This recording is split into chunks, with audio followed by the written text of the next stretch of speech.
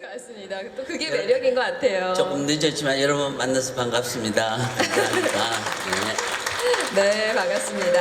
오늘 네. 오늘 뭐 한 시간 동안 책에 대한 거 저에 대한 이야기 이렇게 할 것 같고. 네. 근데 오늘 제가 오케스트라나 연주자를 데리고 오진 않았잖아요. 지휘를 할 수는 없는데 제 생각에 그래서 오늘 이런 경우에 피아니스트 음악가를 한 두 사람 소개하면 어떨까? 그리고 이 이야기하기 전에 음악을 하나 짧은 음악을 들으면 어떨까 이런 생각인데 어떠세요, 여러분? 어떠세요, 여러분?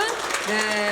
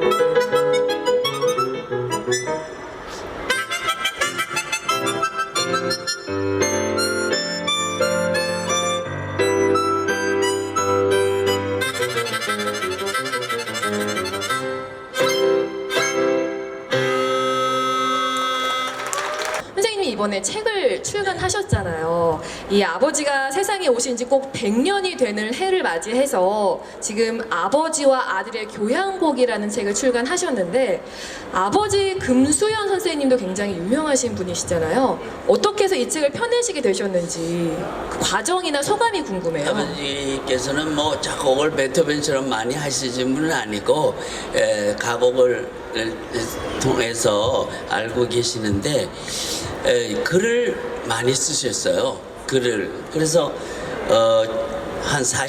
지금부터 한 60년 전에 본인이 쓴 신문에 기고한 에세이를 100편을 책을 내셨어요. 그러니까 그때는 이렇게 세로로 읽어야 되고 또 한자가 굉장히 많아요. 그래서 제가 그 책을 기억은 하는데 이제 아버지가 100주년이 되니까 그 책을 봤어요. 다시 찾았어요. 그래서 그 책을 조그만 포켓북인데 그걸 찾았더니 보니까 한자도 많고 내가 못 읽는 거잖아요.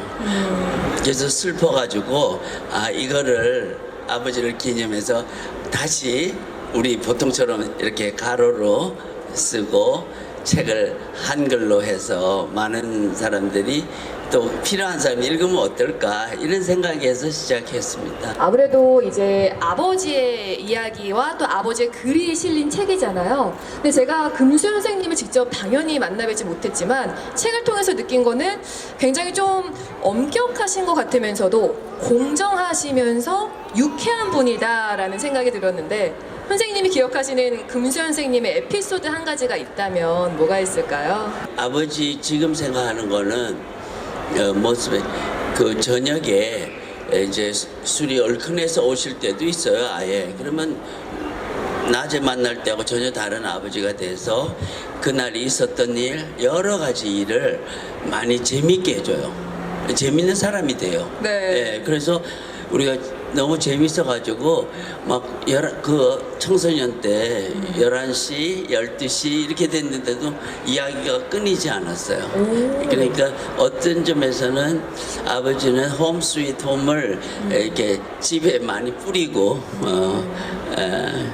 그래서 제가 그때 생각했어요. 지금 또 지나면서 또 생각하는 거, 우리는 아이를 교육시키기 위해서 학교에 보내잖아요. 좋은 학교 가야 된다 하고 좋은 학교 가면 좋고 다 이런 건데 그 학교에서 배우는 공부가 있고 집에서 배우는 공부는 또 다른 거다 이런 생각을 하고 있어요. 그러니까 어떻게 보면 그런 게 균형적으로 네. 지식을 막 얻는 그런 공부는 학교에서 하지만 삶에 있어서의 공부? 이거는 부모님들이나 이 대화 속에서 배울 수 있는 게 아닌가. 맞아요. 그 점에서 저는 아버지를 굉장히 그리워하고 있습니다. 아, 진짜요? 네. 많이 그리우시죠? 네. 이번에 책을 쓰고 나니까 어제도 저도 한 아버지 글을 다시 읽었어요. 한 10편 정도 네. 읽었는데 이랬었지 이런 것이 너무 많았어요. 선생님만 봐도 왠지 금수 선생님이 굉장히 정말 매력이 있지 않았을까라는 생각이 절로 들잖아요. 근데 말씀하신 것처럼 저도 이제 책을 좀 읽어봤는데 기억에 남는 에피소드가 있어서 저도 한번 읽어봐도 될까요, 선생님? 그래요? 네네, 제가 한번 읽어보겠습니다. 여러분 들어주세요. 크리스마스 아침이면 눈을 뜨자마자 밖으로 뛰어나갔습니다. 역시나 집 앞 계단에는 형제들의 선물이 차례대로 놓여 있었습니다. 산타클로스가 다녀간 것이죠. 순서는 도레미파 솔이었어요. 우리 형제가 5이었기에 선물은 항상 5개였습니다. 저는 둘째니까 2번째, 즉 레에 해당하는 선물이 제 것이었습니다. 음악가다운 아버지의 센스 넘치는 이벤트 때문에 저는 매년 크리스마스 새벽이면 어김없이 산타클로스 할아버지가 나타나 우리 5 형제들에게 골고루 선물을 주고 간다고 믿었습니다. 지금도 어린 시절을 생각하면 언제나 그 장면이 먼저 떠오릅니다. 아버지는 아무리 힘겹고 어려운 상황이라 할지라도 늘 그렇게 우리들 가슴 속에 영원히 잊히지 않을 아름다운 선물을 주곤 하셨습니다. 글을 쓰다가 한 가지 깨달은 게 있습니다.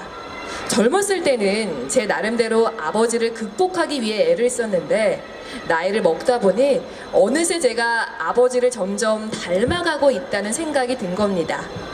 자꾸 글도 쓰고 싶고 노래도 부르고 싶고 말도 많아지고 이것저것 하고 싶은 일들이 늘어납니다. 어쩌겠습니까? 이건 역시 아버지에게서 물려받은 천성인 것을요. 네. 자, 저는 이 에피소드가 기억이 나는데 이 부분이 이 책의 에필로그 부분이에요. 그래서 아무래도 선생님께서는 젊어서는 아버지의 좀 이제 그늘이나 아니면 그런 이미지를 벗어나기 위해서 좀 노력을 하셨는데 나이가 들다 보니까 점점 이해하고 또 닮아가게 된다라고 말을 하고 계신 것 같은데요. 현재 선생님이 느낄 때 나는 어떤 부분이 좀 아버지의 이런 부분을 더 닮아가고 이해하고 있다라는 생각이 드시나요? 뭐 그것보다도 제가 이제 부모님들이 여기 많이 계시잖아요. 아이를 키우다 보면 우리는 아이 이름을 부르기보다는 누구 아들 뭐 이렇게도 말을 하잖아요. 그래서 제가 어릴 때 아버님이 이제 작곡도 하셨고 조금 알려지니까 저보고 매일 내 이름을 안 부르고 금수현 아들 뭐 이렇게 금수현 둘째 뭐 이러잖아요. 그래서 속으로 이제 그게 뭐 나쁜 건 아니죠. 아버지 아들이라니까 틀린 것도 아니고. 그런데 제가 이제 30살 때 독일에서 카라얀 콩쿠르에 입상을 했어요. 그래가지고 이제 지휘자로서 그 데뷔를 하고 한국에 왔을 때 음악가들 한 100여 명이 그 아버지 가까운 분들이 전부 가족들 이렇게 해서 이제 환영회 같은 걸 했을 거 아니에요. 그래서 그때 한마디 하라고 그랬을 때 제 기억이 이때까지 한국에 살 때 금수현 아들로 살았는데 이제 나는 내 이름으로 세상을 살아야 될 것 같다. 그래서 기분이 좋다 이랬더니 아버지가 그렇게 기분 나쁘하지 않았어요. 자랑스러워하셨겠죠. 다행이죠. 아니 아버지를 그렇게 생각하다는 게 아니라 말 된다. 근데 저의 삶은 아버지 여러분들도 그러시겠죠. 아버지의 좋은 점은 받아들이지만 아버지가 또 많이 뭐라 그럴까 완전한 사람은 아니잖아요. 당연하죠. 그러니까 부족한 부분은 그걸 안 받아들이는 그런 지혜가 필요하다고 생각했어요. 인생에 있어서는 정말 아버지의 실패며 성공들이 많은 영향을 미치셨다라고 하셨는데 아무래도 이제 또 음악가로서 성공을 하신 부자이시다 보니까 음악가로서 아버지에게 받은 영향이라든지 삶의 지혜라든지 뭐 그런 게 있다면 어떤 게 있을까요? 음악가로서. 뭐 음악가로서는 글쎄 아버지는 아까 같이 저 이름을 한글로 하셨잖아요. 그 생각하면 아무것도 아닌 거죠. 뭐 한글로 쓰는 거지. 근데 다 한자로 쓰는데 한글로 써야 되겠다. 이런 생각을 한다는 거는 참 아버지답다. 그리고 저 이름을 형제들 전부 니은자로 했어요.